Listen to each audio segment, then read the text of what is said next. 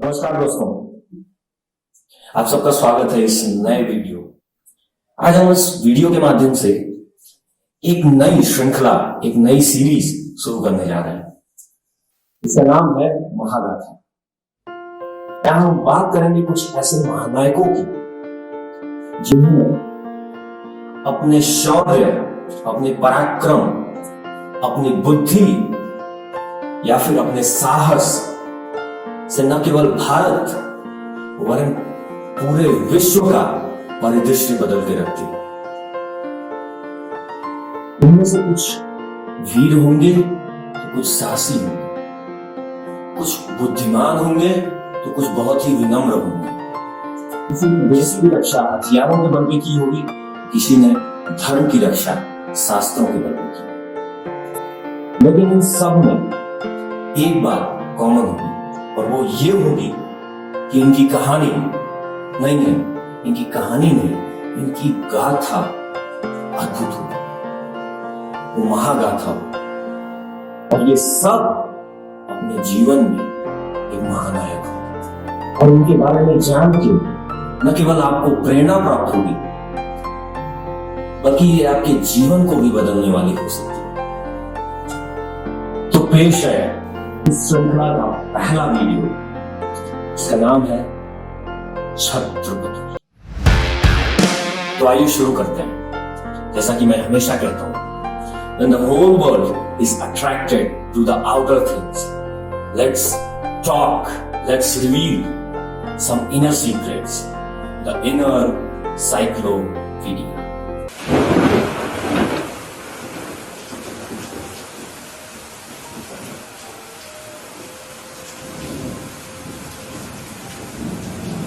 आज हम महागाथा में एक ऐसी शख्सियत के बारे में बात करने वाले हैं जिनके बारे में सुन के आपको भी लगेगा कि इस श्रृंखला की शुरुआत इससे बेहतर हो ही नहीं सकती। जी हाँ, हम बात करने वाले हैं एक ऐसे वीर की जिसका नाम ही वीरता के पर्यायवाची के रूप में प्रयोग किया जा सकता है। एक ऐसे योद्धा की हम बात करने वाले हैं जो जब जय भवानी कहकर मुगल सेना पर टूटता था तो मुगल सेना में हाहाकार मच जाती थी। जी हाँ, हम बात करने वाले हैं आज छत्रपति शिवाजी महाराज। छत्रपति शिवाजी महाराज जो न केवल मराठाओं के बल्कि पूरे भारत के गौरव, पूरा भारत क्या पूरी दुनिया उनकी वीरता की कहानियां सुनाते नहीं थकती। शायद बोलते बोलते मेरी जबान थक जाए, लेकिन शिवाजी महाराज की वीरता के किस्से खत्म नहीं। भगवान श्री कृष्ण भगवद गीता में कहते हैं, एवं परंपरा प्राप्त इमं राजर्षयो विदुः सकालेनेय महता योगो नष्ट परंत। हे अर्जुन, ये जो ज्ञान मैं तुम्हें अभी दे रहा हूं ये मैं पहले भी कई राजर्षियों को दे चुका हूं, लेकिन काल के प्रभाव से ज्ञान धीरे धीरे नष्ट हो गया है। तो भगवान राजर्षियों का चुनाव क्यों करते हैं, ये प्रश्न हमारे मन में आ सकता है। वो ऐसा इसलिए करते हैं क्योंकि राजर्षियों में शस्त्र और शास्त्र दोनों का ज्ञान होता है।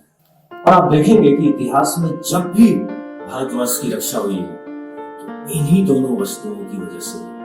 और इसीलिए जब शास्त्रों के आधार पर शस्त्रों का प्रयोग किया जाता है तो सनातन धर्म की रक्षा होती है। और छत्रपति शिवाजी महाराज में ये दोनों का ज्ञान कूट कूट कर रखा हुआ है।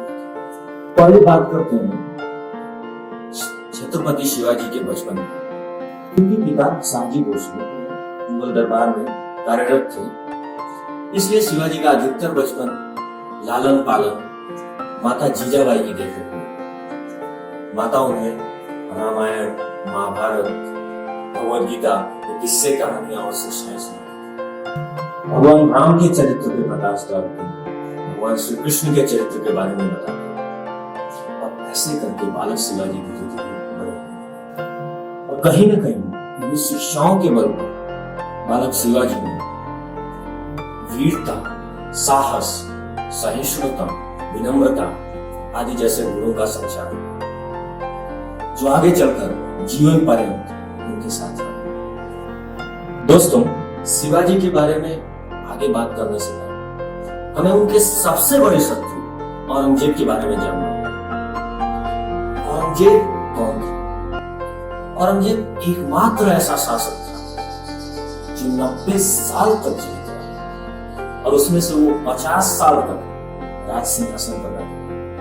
वो एक ऐसी सेना का मालिक था जो उस वक्त विश्व की सबसे शक्तिशाली सेना मानी जाती थी। एक ऐसे साम्राज्य का वो इकलौता सम्राट था जो उस वक्त का सबसे धनी साम्राज्य बना, और उसके सामने शिवाजी, जिनको अपने पिता से मात्र 400 गांवों की जागीर मिली थी, यही कुछ 2000 सैनिक और 700 हाथी घोड़े, ये शिवाजी की सेना थी जो उन्हें अपने पिताजी शाहजी भोसले से विरासत में मिली थी। और औरंगजेब ने कभी सपने में भी नहीं सोचा कि 50 वर्ष की आयु वाले छत्रपति शिवाजी शक्तिशाली मुगल सेना को टक्कर दे सकते। ये उसके होश उड़ाने वाला था। आने वाले दिनों में ये योद्धा औरंगजेब के लिए किसी पूरे सपने से कम नहीं था। छत्रपति शिवाजी महाराज ने जहां महाराणा प्रताप की तरह शौर्य और साहस था, तो वहीं पंडित चाणक्य की तरह चतुराई और कूटनीति भी कूट कूट के बनी। तो जब आप महाराणा प्रताप और पंडित चाणक्य को जब मिलाते हैं तो वो बनते हैं आपके छत्रपति शिवाजी।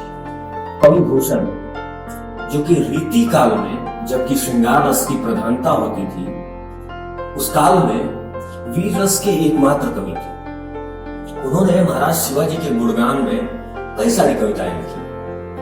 उसमें से एक कविता में वो लिखते हैं, इंद्रजिनी जंभ पर, बाणों स अंब पर, रावण सदंभ पर रघुकुल राज है। पवन बरी बाह पर, शंभुरति नाह पर, ज्यों सहस्त्र बाह पर राम गुजराज है। दावा ध्रुम दंड पर, सिरता मृगझुंड पर, भूषण वितुंड पर जैसे मृगराज है।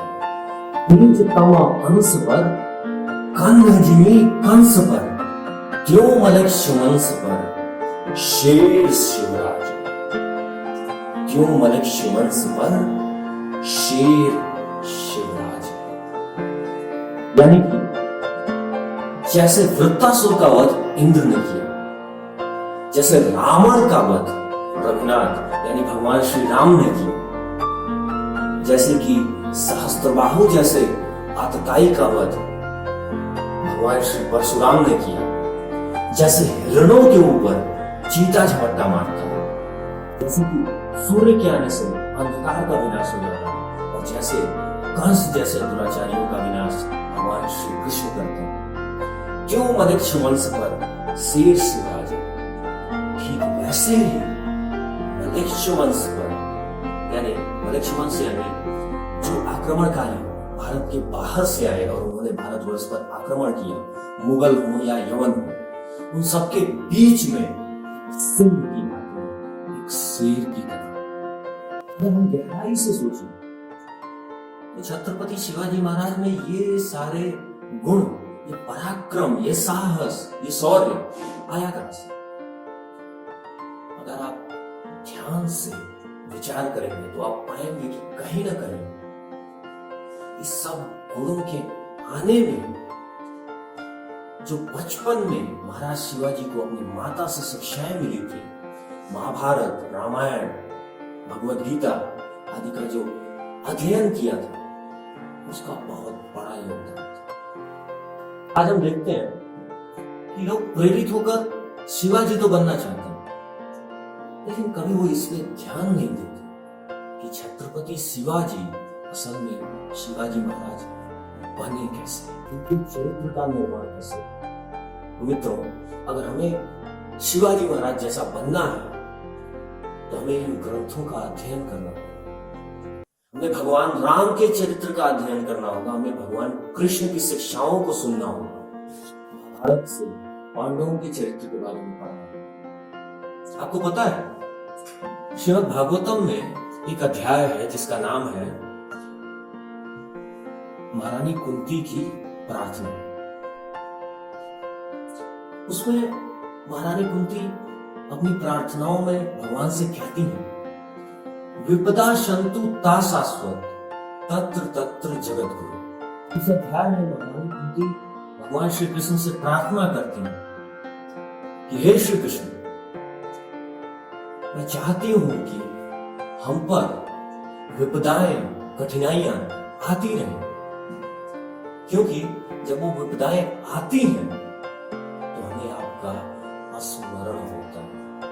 तो क्योंकि उन विपदाओं के आने से हमें आपका स्मरण होता है, इसलिए मेरी इच्छा है कि वो बार बार आती रहे और हमें बार बार आपका स्मरण हो।